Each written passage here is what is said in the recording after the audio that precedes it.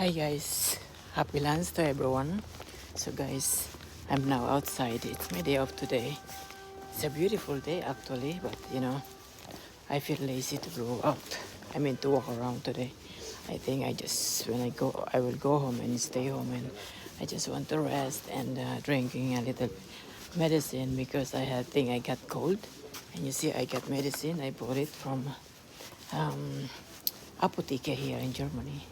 So now I'm going to go back to my car, and after that I'm going to buy something. I would like to eat some soup.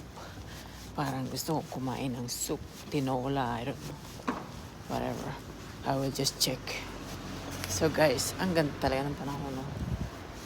Gusto ko sana pumunta ng Stuttgart o kaya sa city, sa isang ibang lugar.